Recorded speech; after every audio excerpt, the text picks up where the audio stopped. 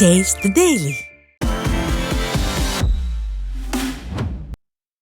கடலூர் மாவட்டம் விருத்தாச்சலம் அருகே திறந்த நிலையில் சுகாதாரமற்று இருக்கும் நீர்த்தேக்க தொட்டி நீரையே பயன்படுத்தும் நிலையே இருப்பதாக மக்கள் வேதனை தெரிவித்துள்ளனர். பூவனூர் சுமைதாங்கி பகுதியில் உள்ள நீர்த்தேக்க தொட்டி திறந்த நிலையில் அழுக்கடைந்தும் பாசி படர்ந்தும் காணப்படுகிறது. இந்நிலையில் இத்தொட்டி நீரை பயன்படுத்த வேண்டி இருப்பதாகவும் இதனால் உடல்நலக் கோளாறுகள் ஏற்படுவதாகவும் அப்பகுதி மக்கள் வேதனை தெரிவிக்கின்றனர். ஊழல் மாடல் ஆட்சியில் மக்கள் நலனில் துளியும் கவலை இல்லாமல் கமிஷன் அடிப்பதை மட்டுமே குறியாக உள்ள நிர்வாகத்தால் மக்கள் அல்லல் படுவதாக குற்றச்சாட்டு எழுந்துள்ளது.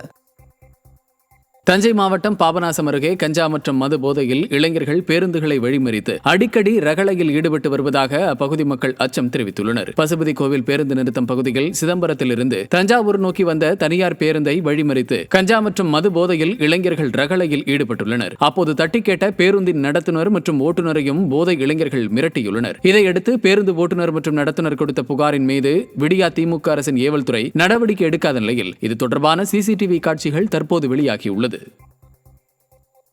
திருப்பத்தூர் மாவட்டம் ஆம்பூர் அருகே 5 மாதங்களாக முறையாக குடிநீர் வழங்கப்படாததை கண்டித்து கிராம மக்கள் சாலை மறியலில் ஈடுபட்டனர்.